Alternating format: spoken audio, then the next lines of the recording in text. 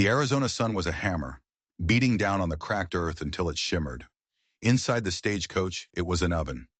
19-year-old Abigail Sullivan felt every jolt, every rock, every rut in the road as a personal insult.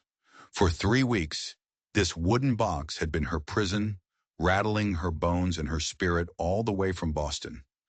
Now pulling into the desolate speck of a town called Mesilla Valley, her journey was over, and her life was about to end.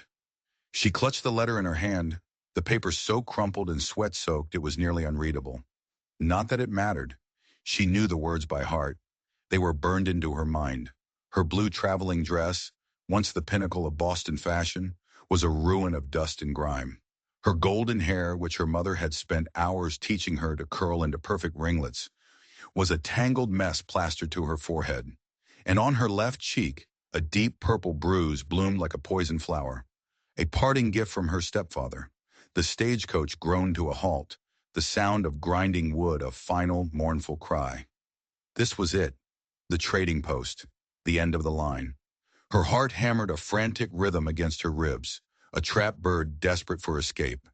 This was where she was supposed to meet him, Thomas Whitmore, the man who had promised her a new life in his letters, a life of freedom, of sunshine, of love, a life away from the cold stares and heavy hands of her stepfather. But the letter in her fist told a very different story. It was a story of betrayal. "End of the line, miss," the driver called out. His voice was gravel, his face a road map of hard years lived under this relentless sun. He squinted at her, a flicker of something like pity in his eyes. "You sure this is where you meant to come? Ain't much out here for a lady like you."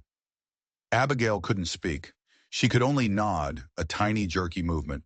She grabbed her single carpet bag, the only thing her stepfather had allowed her to take, and stepped out into the blinding heat. It was like stepping into a furnace. The air was thick, heavy, and tasted of dust. She swayed, her vision swimming for a moment.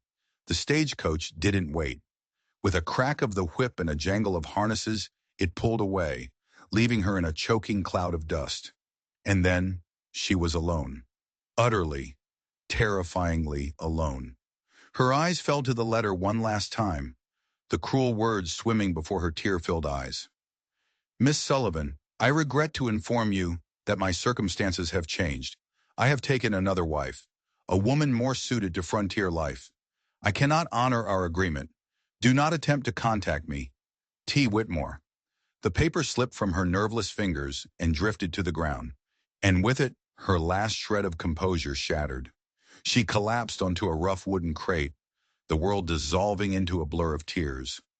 Sobs tore through her, raw and desperate, stranded, penniless, abandoned. The bruise on her cheek throbbed in time with her frantic heartbeat, a constant burning reminder of the man she had fled, only to be rejected by the man she had fled to. Why did she ever think this would work? Why did she think anyone would want someone so broken? From the deep shadows cast by the trading post, he watched. Noden had seen the stagecoach arrive, a rare and noisy intrusion into the desert silence. He had come to trade, to barter fine deer hides for the supplies his people needed. But the sight of the woman, crumpled and crying, stopped him cold. She was like a wounded bird, her bright colors sullied by dust and despair. He was a warrior of the Chiricahua Apache, a man whose life was etched onto his skin in tattoos of victory and loss. His frame was powerful, honed by years of surviving in this harsh, beautiful land. He stood over 6 feet tall, his long black hair a stark contrast to her golden mane. He had seen suffering. He had known it intimately. 3 winters ago, sickness had swept through his village like a phantom, stealing his wife, his 2 young children. It had carved out his heart and left an empty space where joy used to live. He had sworn he would never feel anything again. It was safer that way. But this woman's grief, it was a mirror to his own.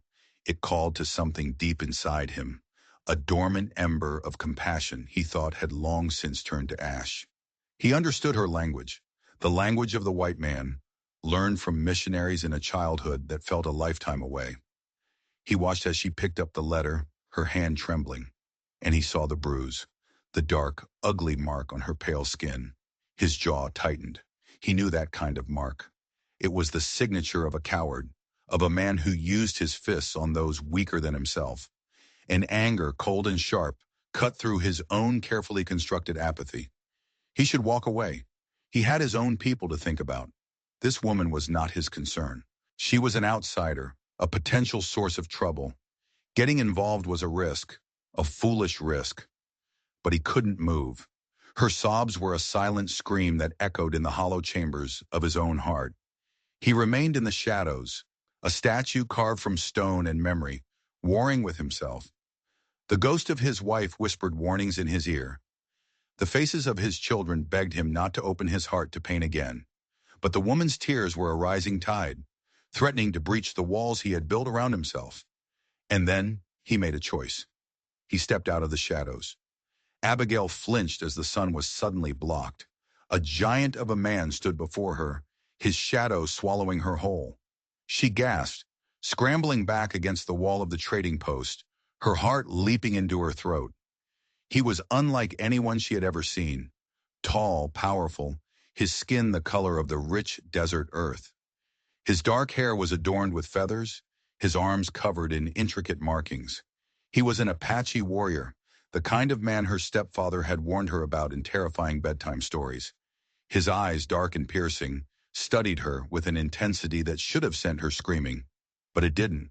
Behind the fierce warrior's gaze, she saw something else, something unexpected, a deep, profound sadness, and a gentleness that seemed utterly out of place.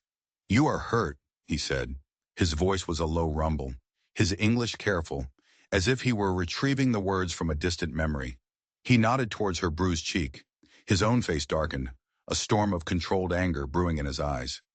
Abigail's hand flew to her cheek, a flush of shame creeping up her neck. It's nothing," she stammered, trying to pull herself together, to project an air of dignity she was far from feeling. "Just a misunderstanding." His eyes narrowed. He knew a lie when he heard one. He knew the way people tried to shrink their pain, to pretend it wasn't there. He had done it himself for 3 long years. "The man who did this," he asked, his voice flat and dangerous. "Where is he?" The question was so direct, so devoid of judgment, that the truth slipped out before she could stop it. "Back in Boston," she whispered, her own honesty surprising her. "My stepfather, he didn't approve of my leaving." For the first time in months, she felt a flicker of safety. This imposing stranger, who should have been the source of her fear, was instead becoming its antidote. Noden's gaze shifted to the crumpled letter still clutched in her hand. "And the one you came to meet?" he asked. That was all it took. The fragile dam of her composure broke again. Fresh tears spilled over, tracing clean paths through the grime on her cheeks. "Gone," she choked out. "He married someone else. I have nowhere to go. No money. No." Her voice failed her, collapsing into a raw, helpless sob. Noden moved with a slow, deliberate grace that was mesmerizing to watch. He crouched down, bringing his formidable presence to her level, a gesture of respect and non-aggression. It was the way one approached a frightened, wounded animal. He did not want to startle her further. "What is your name?" he asked softly. "Abigail," she whispered, the name a fragile breath of air. "Abigail Sullivan." He repeated her name, the sound of it foreign and yet somehow right in his deep voice. "Abigail, I am Noden. It means wind in my language." The simple exchange of names felt monumental. In the midst of her despair, a tiny seed of curiosity took root. This man, this Apache warrior, was not behaving as the stories said he should. He wasn't threatening or savage. He was kind. "Why are you helping me?" she asked, her voice still trembling. Noden was silent for a long moment, his dark eyes seeming to look through her, into a past filled with shadows.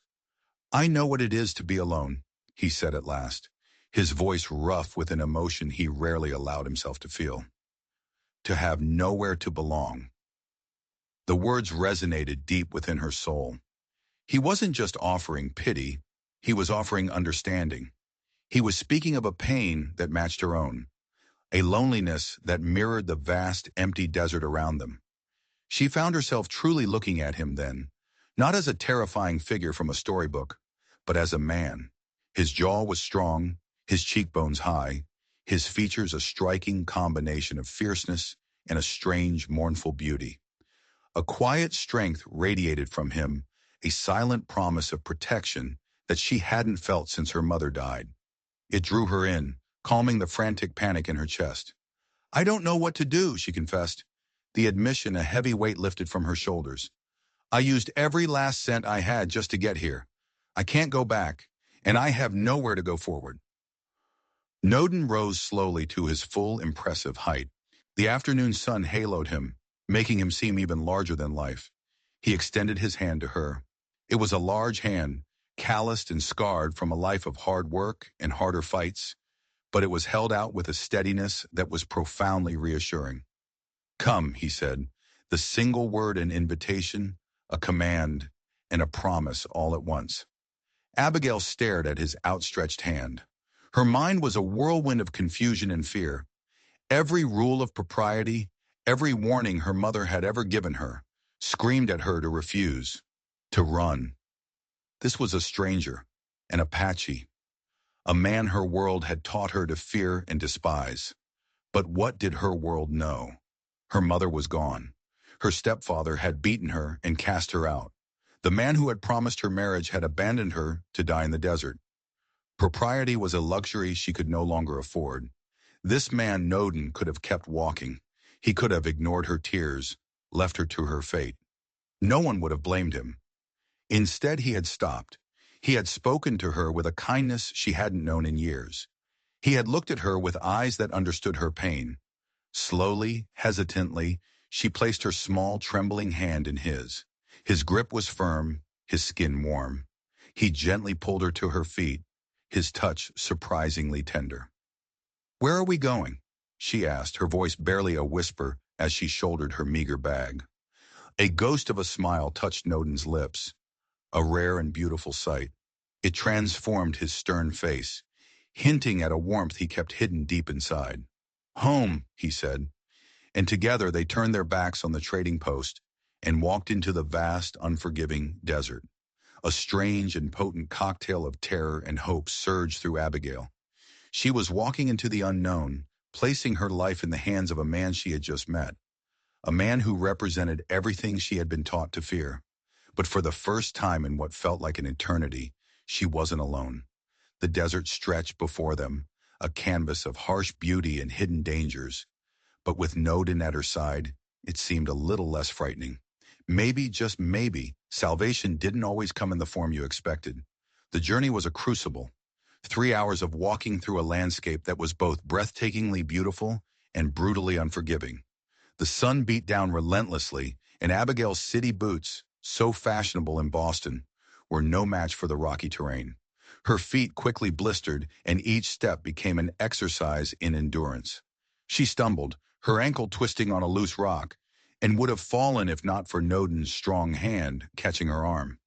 He didn't say a word, just took her heavy carpet bag from her shoulder and slung it over his own as if it weighed nothing at all.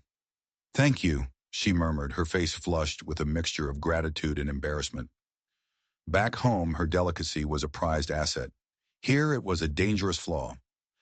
"The desert tests everyone," Snowden said, his eyes constantly scanning the horizon, a habit so ingrained it seemed unconscious. "Even those born to it must earn its respect." His words weren't a criticism, just a statement of fact. But they made Abigail even more determined to keep up, to prove she wasn't as weak as she felt. They crested a small rise, and Abigail stopped dead, a gasp escaping her lips. Below them, nestled in a valley protected by towering red rock formations, was a small settlement. Perhaps 20 wickiups, the traditional dome-shaped dwellings of the Apache, were arranged in a neat circle around a central fire pit. Smoke curled lazily into the sky. It was a scene of peaceful domestic life, but it sent a fresh wave of anxiety through her. "Your people," she whispered, her throat suddenly dry. "What will they think of me?" Snowden paused, turning to face her. His gaze was serious as he took in her disheveled state. The bruise on her cheek seemed to have darkened under the harsh sun, and deep lines of exhaustion were etched around her eyes. "They will think what I think," he said, his voice low and firm, "that you are someone who needs help." But as they descended into the valley, Abigail felt dozens of eyes on her. They were curious, wary, and in some cases, openly hostile. Children who had been laughing and playing fell silent, peeking out from behind their mother's skirts. The men paused in their work, their expressions unreadable. But it was the women's gazes that were the hardest to bear. They lingered on her pale skin, her strange dress, her blonde hair. She was an alien creature in their world, a symbol of the people who had brought them so much pain and suffering. An elderly woman emerged from the largest wickiup. Her hair was silver, woven into intricate braids adorned with beads, and her face was a beautiful roadmap of a long and difficult life. She walked with an authority that commanded respect. She approached Noden and began speaking to him in the rapid, guttural tones of the Apache language. Abigail couldn't understand the words, but the tone was sharp, questioning, disapproving. Noden responded calmly, his voice respectful but unwavering. The woman's eyes flickered towards Abigail again and again as they spoke. Abigail stood awkwardly to the side, feeling like a specimen under a microscope, acutely aware of how dangerously out of place she was. Finally, the conversation ended. The elderly woman, who she would later know as Ayana, which meant eternal blossom, turned her full attention to Abigail. She stepped closer, her dark, intelligent eyes examining Abigail's bruised face with a knowing sadness. "You are hurt," Ayana said, her English heavily accented but clear. It was the same thing Noden had said, but from this woman it felt less like an observation and more like a diagnosis. "Who did this?" "My stepfather," Abigail admitted, the truth coming more easily this time. In this raw, honest place, the polite fictions of Boston society seemed absurd. "He didn't want me to leave." Ayana nodded, a grim understanding in her eyes. "Men who strike women are weak," she said with absolute certainty. "You were right to leave him." She gestured towards a nearby wickiup. "You will stay with me tonight. Tomorrow we will see what the spirits have planned for you." The dismissal was absolute. Abigail had been accepted, at least for now, but the future remained a terrifying, unanswered question. As the sun began to set, casting long shadows across the valley and painting the sky in fiery shades of orange and purple, Abigail found herself sitting by a communal fire. Several of the village women sat with her, their initial hostility replaced by a quiet, cautious kindness. They spoke almost no English, but their actions spoke volumes. They brought her a bowl of savory stew, a soft blanket to ward off the coming desert chill, and one of them gently applied a poultice of herbs to her bruised cheek. The cool paste was instantly soothing. Noden sat across the fire, speaking in low tones with the other men. In the flickering firelight, his features seemed even more striking, as if carved from the ancient red rock that surrounded them. Abigail found her gaze drifting to him more and more often, drawn to his quiet strength. He was the anchor in her storm-tossed world, the one solid point in a universe that had completely tilted off its axis. He was the reason she was safe, fed, and cared for, instead of lying dead in the desert. Ayana settled onto the woven mat beside her, her presence both comforting and intimidating. "He lost his family," she said softly, her voice barely a whisper above the crackling flames. "3 winters ago, white soldiers came through the valley. Sickness followed them, like a shadow. His wife, his 2 young children, all gone within days." The words struck Abigail with the force of a physical blow. A sudden, profound understanding washed over her. "That's why he helped me," she whispered, her heart aching for him. "He knows what it's like to lose everything." Ayana's dark eyes were thoughtful as she studied Abigail's face. "Perhaps, or perhaps the Great Spirit works in ways we cannot see, bringing 2 broken halves together to make a whole." A small, knowing smile touched the old woman's lips. "He has not looked at another woman with interest since his family walked on. Not until today." A hot blush spread across Abigail's cheeks. I don't know what you mean." "Don't you?" Ayana's smile widened. "He could have taken you back to the trading post. He could have found other white people to help you. Instead, he brought you here. To us. To his home." The implication hung in the air between them, as real and potent as the smell of wood smoke. That night, lying on a bed of soft furs inside Ayana's wickiup, Abigail stared up at the stars through the smoke hole in the roof. They were brighter than any she had ever seen, a glittering tapestry of diamonds scattered across a velvet black sky. The sounds of the desert night, the distant call of a coyote, the whisper of the wind through the sagebrush, were a strange and beautiful lullaby. For the first time in as long as she could remember, she felt a sliver of peace. But she knew with a certainty that chilled her to the bone that the peace was fragile. It was a temporary truce in a war she didn't yet understand. And she had no idea if she was a guest, a prisoner, or something else entirely. The new day brought the conflict into sharp focus. While Ayana and some of the older women treated her with a gentle, reserved kindness, the younger men were a different story. Their stares were cold, their whispers sharp. She caught snippets of their conversations, a mixture of Apache and broken English. White woman, trouble, soldiers. She understood their fear. Her presence here was a spark that could ignite a wildfire. She insisted on helping with the daily chores, refusing to be an idle burden. As she and Noden walked to the stream to fetch water, the weight of the village's suspicion pressed down on her. "They're not wrong," she said, her voice quiet. "My being here, it could bring danger to your people. The army." "Let me worry about the army," Noden interrupted, his voice gentle but firm. He stopped walking and turned to face her. "The question is not whether you should be here, Abigail.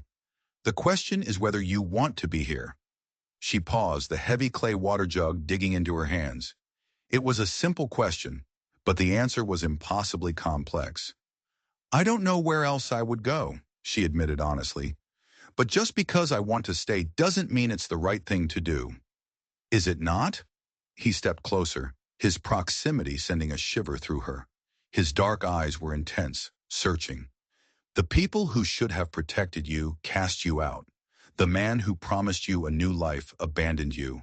But here you are, learning our ways. You are working beside our women. You are stronger than you know." He reached out, his fingers gently brushing a strand of golden hair from her face. "Perhaps this is exactly where you belong." The touch was electric, a jolt of warmth and connection that left her breathless. For the next week, she lived in a strange limbo. By day, she immersed herself in the life of the village. She learned to grind corn, to weave intricate patterns into baskets, to recognize the calls of different desert birds. Her hands, once soft and delicate, grew calloused and capable. Her skin, once pale as milk, turned a healthy golden brown. She was changing, adapting, becoming someone she didn't recognize. And for the first time in her life, she felt useful. She felt real. But the nights were a torment. Lying in the darkness, she would think of Noden, sleeping in his own wickiup just across the village center. She was drawn to him with a force that was both exhilarating and terrifying. He was the antithesis of every man she had ever known. His strength was quiet, not boastful. His protection was a gentle shield, not a possessive cage. Sometimes during the day, she would feel his eyes on her. When she looked up, he would be watching her with an intensity that made her heart pound and her cheeks flush. But he kept his distance, his expression unreadable. What did he want from her? What could she possibly offer a man who had already known and lost a great love? Could he ever care for someone like her, a broken castaway from another world? The uncertainty was a constant, gnawing ache. The tension between them was a taut wire, humming with unspoken words and feelings. And she knew, with a growing sense of dread, that something had to break. The breaking point came one evening, as the sun bled across the western sky. Abigail had sought refuge by the stream, the one place she felt she could be truly alone with her turmoil. The gentle burble of the water was a soothing balm to her frayed nerves. She was trying to decide what to do. Should she leave, disappear into the desert and hope for a miracle? Or should she stay and risk bringing disaster down on the only people who had ever shown her true kindness? He appeared as silently as the evening shadows, settling on the bank beside her with the effortless grace of a man who was part of the landscape. "You are thinking of leaving," Noden said. It wasn't a question. Abigail didn't try to deny it. She just nodded, staring at the water as it flowed over the smooth gray stones. "Some of your people don't want me here," she said softly, and I don't blame them. I am a danger to you all. That is not the real reason, he said, his voice quiet but insistent. She turned to look at him then, startled by his perception. Then why do you think I want to leave, Noden? Because you are afraid, he said, his dark eyes holding hers. Not of my people, not of the soldiers. You are afraid of this. He gestured to the space between them, a space that felt charged with unspoken emotion. You are afraid of what is growing between us. The truth of his words hit her with the force of a physical blow. A hot blush stained her cheeks, but she didn't look away. And what is that? She challenged, her voice barely a whisper. What is growing between us? He reached out then, his movements slow, giving her ample time to pull away. She didn't. His calloused fingers gently cupped her cheek, his thumb tracing the faint, fading remnants of the bruise. The touch was exquisitely gentle, a stark contrast to the violence that had put the mark there. Something I thought was dead, he admitted, his voice thick with an emotion that stunned her. Something I thought I had buried with my family. Noden, she breathed, his name a prayer on her lips. Her heart was a frantic drum against her ribs. I know it is not simple, he continued, his gaze unwavering. Our worlds are different. The path ahead will be filled with challenges we cannot even imagine. But that day I found you by the trading post, when I looked into your eyes. I saw my own loss reflected there, and something inside me, something that had been frozen for 3 long years, began to thaw.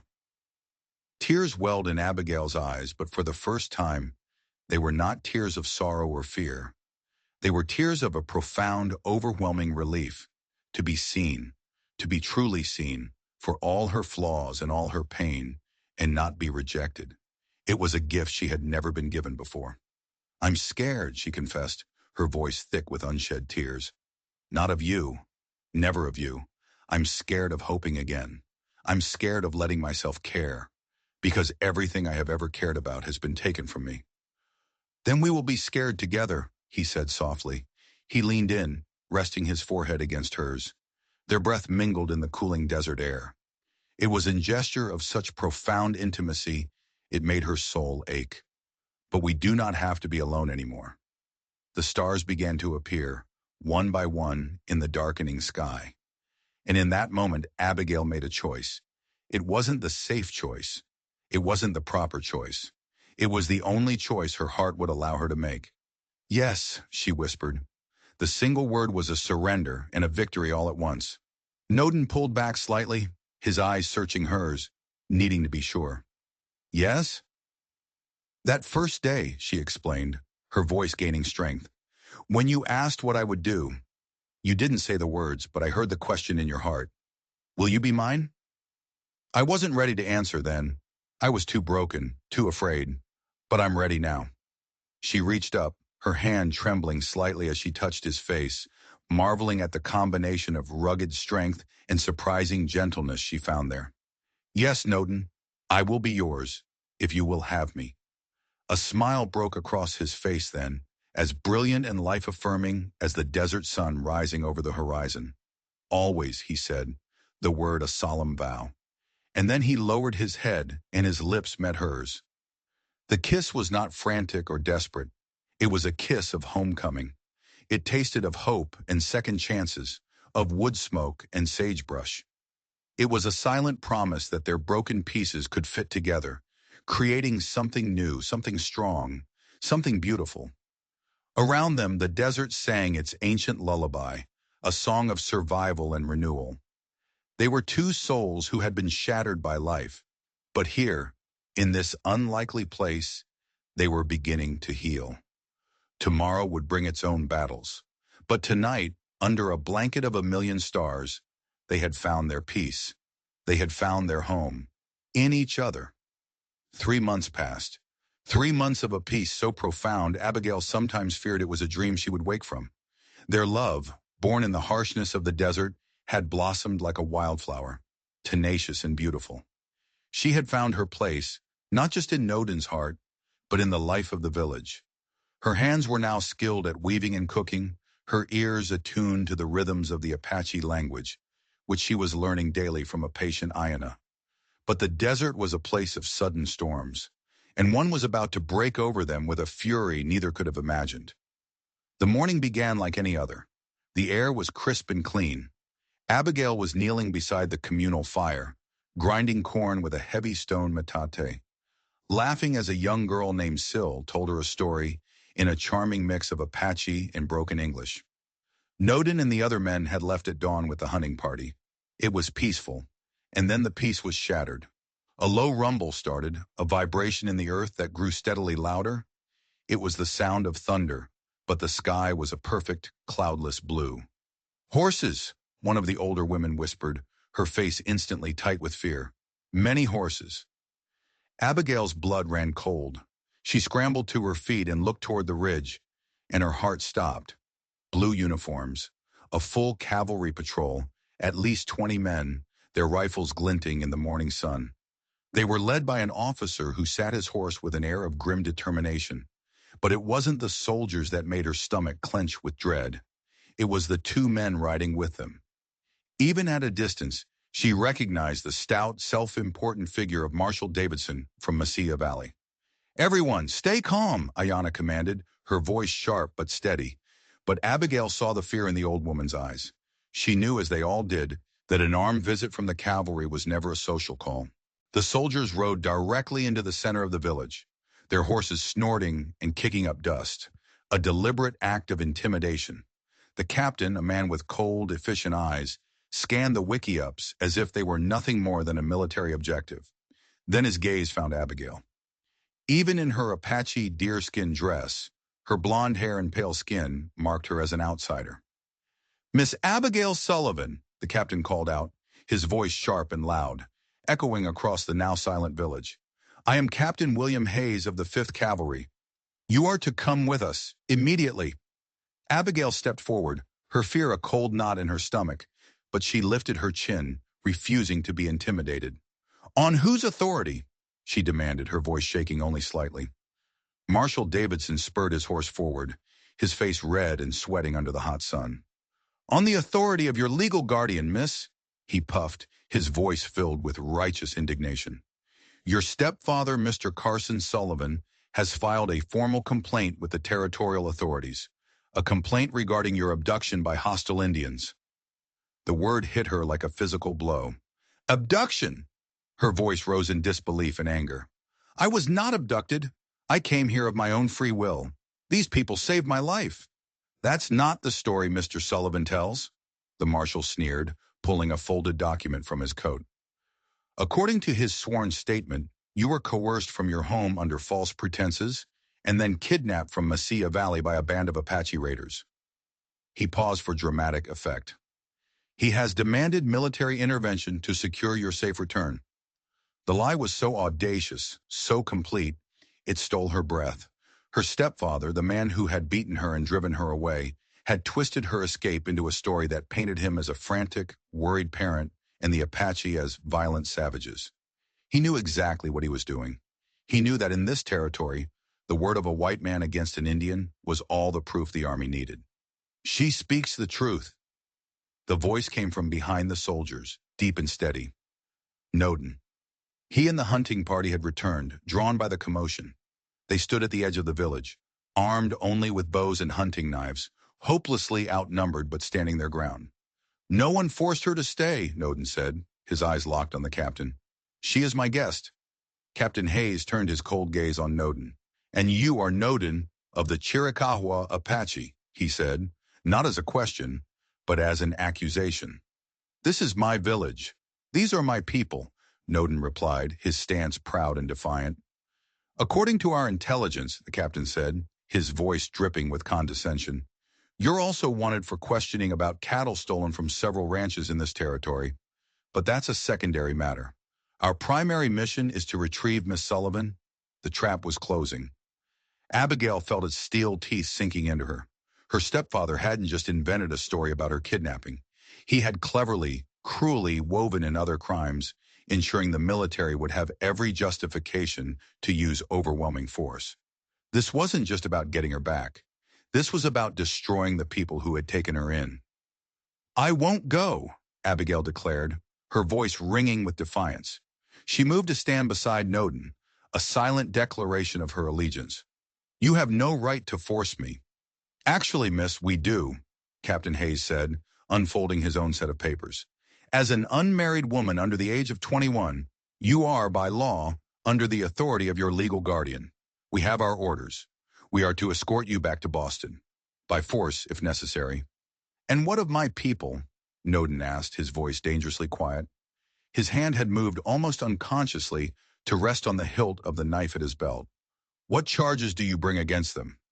Harboring a kidnapped victim, cattle theft, operating outside the boundaries of the designated reservation, the captain recited, the words a death sentence. He looked from Noden to Abigail, his face an emotionless mask. Unless Miss Sullivan comes with us now, willingly and without argument, my orders are to arrest every adult male in this village and forcibly relocate the women, children, and elderly to the reservation at San Carlos. The threat hung in the hot, still air. San Carlos. Everyone knew what that meant. It was a barren, disease-ridden prison camp. To be sent there was to be condemned to a slow, miserable death. Abigail looked at the faces around her. At Ayanna, her face a mask of dignified grief. At little Syl, hiding behind her mother's skirt, her eyes wide with terror. These people had become her family. They had saved her, healed her, accepted her. And now, because of her, they were facing annihilation. How long do I have to decide? She asked, her voice hollow. No time, Marshal Davidson snapped. We ride for town in 1 hour. Noden leaned closer to her, his rage a palpable heat.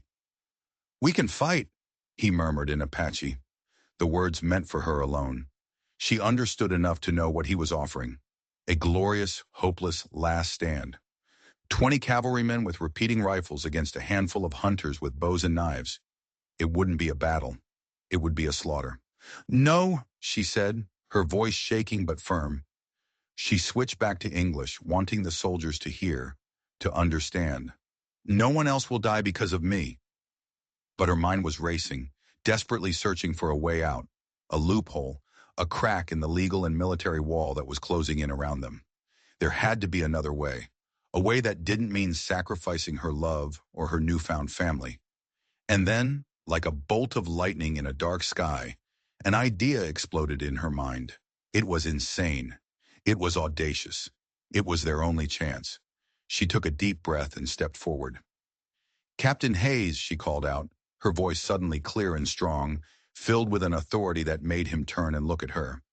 You said I must return because I am an unmarried woman under my guardian's control. Is that correct?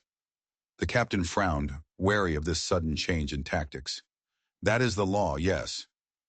And if I were married, she pressed, her heart pounding, if I were a married woman, would that change my legal status? He was clearly annoyed by the line of questioning. A married woman is under the legal authority of her husband, not her father or guardian. But that is irrelevant. Oh, I think it's very relevant, Abigail said, a wild, fierce hope surging through her. She turned, her eyes finding Noden's. She saw the confusion, the love, the desperation in his gaze. She took another breath and made the biggest gamble of her life. In that case, Captain, I must request that you and your men bear witness to my marriage. A stunned silence fell over the entire village. Then a shocked murmur rippled through the soldiers and the Apache alike. Here, she declared, her voice ringing with unshakable resolve. And now. Marshal Davidson's face turned a shade of purple that clashed horribly with his sweat-stained collar. He began to sputter, protesting that the idea was preposterous, an outrage.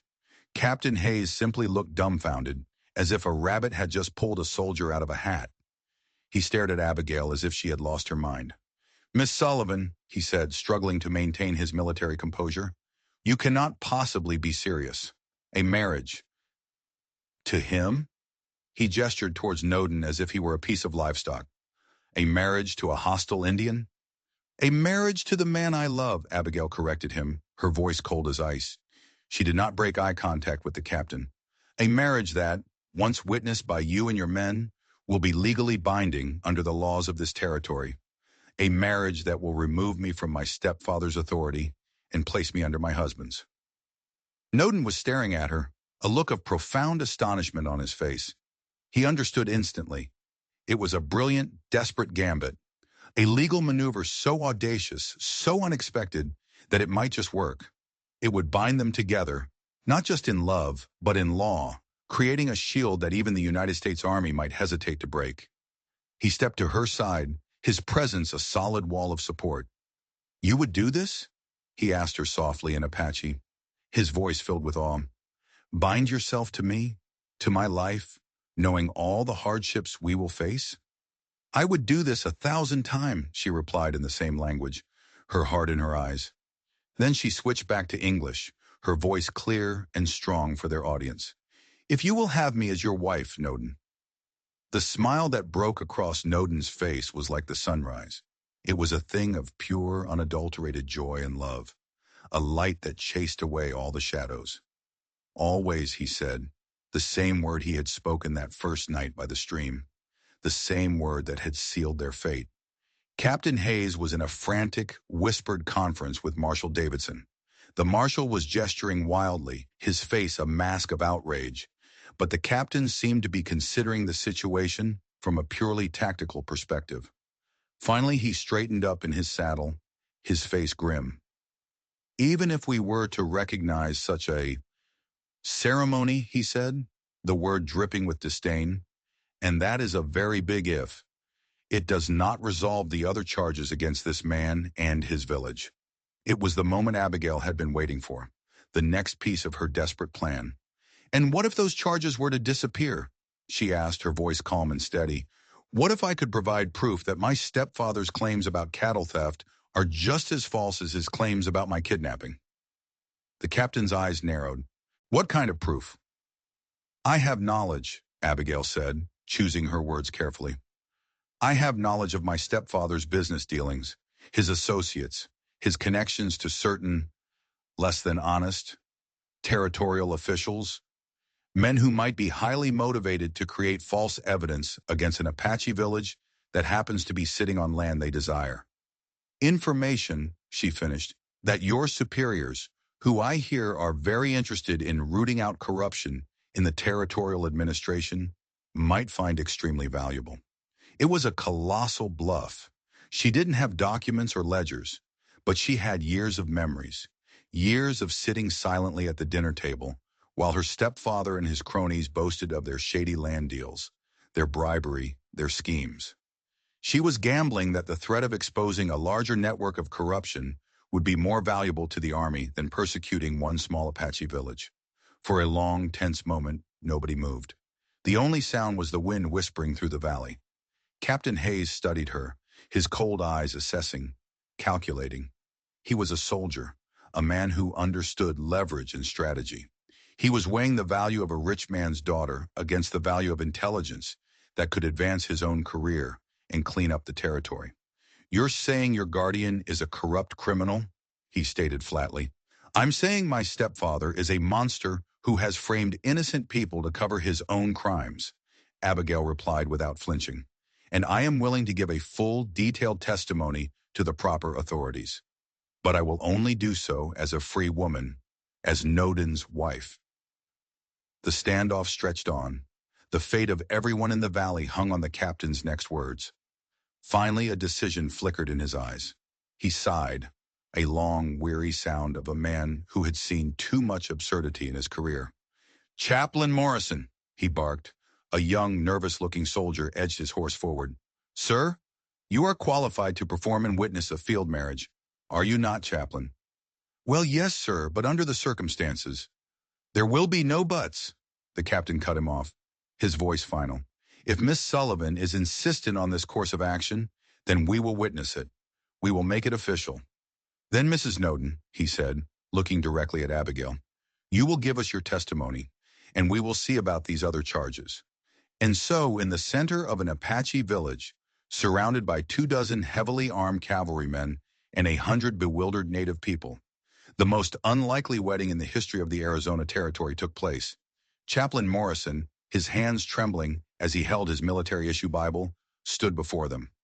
Ayanna, tears of joy streaming down her weathered cheeks, stepped forward and placed a traditional Apache wedding necklace of turquoise and silver around Abigail's neck. Noden's people began a low, soft chant, a blessing for the union. The chaplain cleared his throat, his voice cracking slightly. Do you, Abigail Sullivan, take this man, Noden, to be your lawfully wedded husband? I do, Abigail said, her voice clear and filled with a love so powerful it seemed to radiate from her, a palpable force in the dusty air. Her eyes never left Noden's face. And do you, Noden, the chaplain stammered, clearly unused to such a groom, take this woman, Abigail, to be your lawfully wedded wife? I do, Noden said in English. Then he turned to his people and repeated his vow in Apache, his voice booming with pride and love. Then by the authority vested in me by the United States Army, the chaplain concluded, looking immensely relieved to be done, I pronounce you husband and wife. Noden didn't wait for permission. He leaned down and kissed his bride, a deep, passionate kiss that sealed their love and their victory. As their lips met, the Apache villagers erupted into a joyous celebration chant, a sound of pure, unadulterated triumph. The soldiers just sat on their horses, watching in stunned silence, witnesses to a moment when love, courage, and a woman's brilliant mind had stared down the barrel of a rifle and won. True to her word, Abigail gave her testimony. It was a long and detailed account of years of corruption, of names, dates, and land grabs. Her information, combined with the Army's own suspicions, was enough to launch a full-scale investigation. The charges against Noden and his people were quietly dropped. And back in Boston, Carson Sullivan, the supposedly grieving guardian, found himself facing federal charges for fraud and conspiracy. His web of lies had unraveled, and he was caught in it. The months that followed were not easy. Abigail and Noden faced hostility and prejudice from the nearby white settlements. Some of Noden's own people struggled to fully accept an outsider as the wife of their leader. They were two people from different worlds, and building a bridge between those worlds was a daily struggle. But they faced every challenge together, their love a fortress that could not be breached. It had been forged in crisis, and it was stronger than any prejudice. A year later, the valley was at peace. Abigail, her belly swollen with their first child, stood beside Noden, teaching the village children their English letters. Noden, in turn, had become a respected negotiator, using his knowledge of both worlds to foster peace between the tribes and the settlers. One evening, as they watched the sunset paint the desert sky, Noden turned to her. Do you ever regret it? He asked softly, his hand resting on her stomach. That day, the choice you made? Abigail smiled, a deep, contented smile. She placed her hand over his. Regret finding you? Regret choosing this life? Never, my husband. Not for a single moment. Even when the people in town stare, even when it is hard. Especially then, she said firmly, because every challenge is just a reminder of what we fought for, a reminder of how precious this life, this family, this love truly is. Beneath their hands, their child kicked, a strong, vibrant movement, a promise of the future they were building together. A future where love was stronger than hate, where family was defined by the heart, not by blood. Their story had started with tears and betrayal beside a dusty trading post, but it had become a legend, a story whispered around campfires, a testament to the fact that even in the harshest of lands, the most beautiful things can grow. If this story of courage and impossible choices touched your heart, don't forget to subscribe and join our community. What would you have done in Abigail's place? Would you have gambled everything on a desperate plan for love? Let us know in the comments below and hit that subscribe button for more stories that prove that the bravest heart is the one that dares to love against all odds.